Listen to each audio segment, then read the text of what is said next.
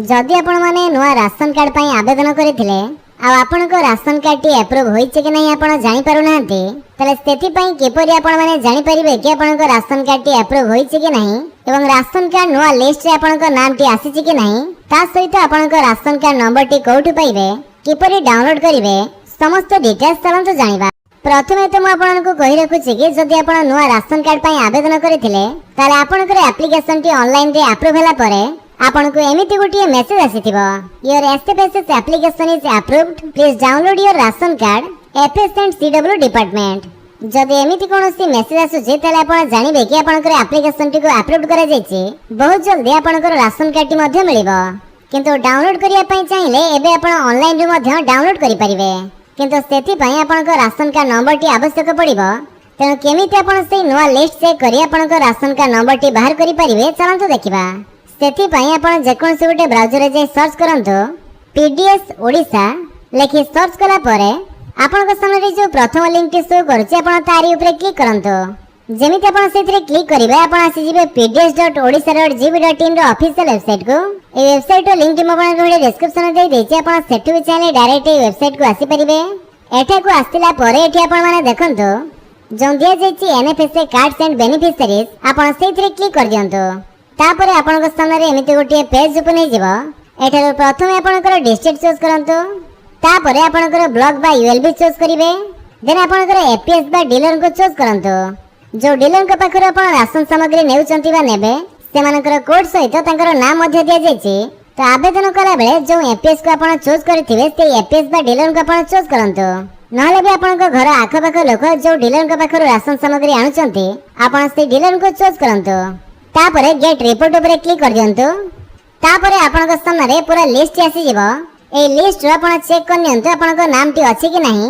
एठरे प्रथमे देखंतो आपनका ration card number रहिछि तापरे नेम ऑफ द एचयूएस बा जे फैमिली रो हेड तांकर नाम टी दिया जायछि तापरे तांकर father's name spouse name number of family members type combination rice with 3 KG ते समस्त डिटेल्स आपन एठरे मिल जिवो। यदि आपण पूरा लिस्ट को आपण डाउनलोड करिया पई चाहउचंती ताले पीडीएफ आइकन ऊपर क्लिक करी आपण डाउनलोड करि परिबे। एठरे आपण को सर्च बॉक्स मध्ये मिल जिवो आपण चाहिले नाम टी एठरे सर्च करि परिबे जदि ओडिया रे न आसुछि ताले आपण इंग्लिश रे लिखि सर्च करंतो जदि लिस्ट रे आपनकर नाम टी अछि ताले आपण जने योग्य हिताधिकारी आपण को राशन कार्ड टी मिल जिवो आ आपण को राशन कार्ड नंबर टी मध्ये आपण एठरे पाइ जिवे। जदि एबे आपण राशन कार्ड टी डाउनलोड करिया पई चाहउचंती ताले राशन कार्ड नंबर टी आपण प्रथमे लिखि रखंतो तापर आपण गूगल रे जाई सर्च करंतो फोर्ड ओडिशा लिखि सर्च कला परे आपन को सामने जो प्रथम लिंक टी शो करूछि आपण तारी ऊपर क्लिक करंतो तापर आपण आसी जिवे fordodisha.in वेबसाइट रे गोटे पेज को जो पेज होछि सिटीजन सर्विसेज ए पेज रे आपण राशन कार्ड रिलेटेड समस्त सर्विसेज पाइ जिवे एवं आपण जानिथिबे कि पूर्व रो आपण एठारो राशन कार्ड मध्ये डाउनलोड करि पारुथिले किंतु एबे से ऑप्शन टी जेतो एठारे अवेलेबल नाही सेति भाई एठारे होम पेज ऊपर क्लिक करिवा तापर होम पेज को आसिला परे एठारे ऑनलाइन सर्विसेज ऊपर क्लिक करंतो तापरे ट्रांसपेरेंसी पोर्टल ऊपर क्लिक कर दियंतो देन आपन के एमिति बहुत सारा ऑप्शन आसी जिवो। एटी साइट रे देखंतो जो दे जायछि सिटीजन सर्विसेज सेठारे आपन को दुईटी सेक्शन मिल जिवो गोटी होछि एनएफएसए बा नेशनल फूड सिक्योरिटी एक्ट आ गोटी होछि एसएफएसएस जोटा कि होछि स्टेट फूड सिक्योरिटी स्कीम। एठारे भी आपन नुआ राशन कार्ड अप्लाई करिवा सहित मेंबर ऐड करि परिबे मेंबर डिलीट करि परिबे डाउनलोड राशन कार्ड देखंतो आपन करि परिबे एवं ट्रांसफर मेंबर ट्रांसफर फैमिली मध्ये ऑप्शन रहिছে ते एनएफएसए एसएफएसए जोथरे भी आपन को राशन कार्ड रहिছে से सेक्शन रे थिबा डाउनलोड राशन कार्ड ऊपर क्लिक करंतो तापरे आपन को राशन कार्ड नंबर टी एठे देई दियंतो राशन कार्ड नंबर टी देई सला परे आपन डाउनलोड राशन कार्ड ऊपर क्लिक कर दियंतो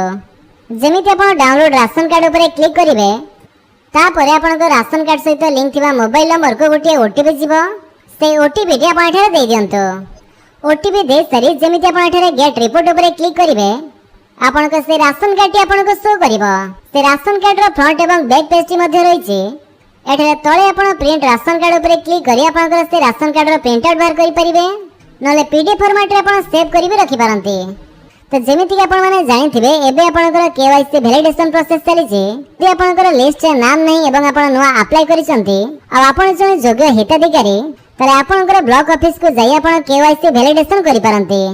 तेमिति प्रोसेस रे आपण नवा लिस्ट चेक करबा सहित आपनक ration card number T pi परिबे एवं से राशन कार्ड टी एठारो डाउनलोड ମଧ୍ୟ करि परिबे।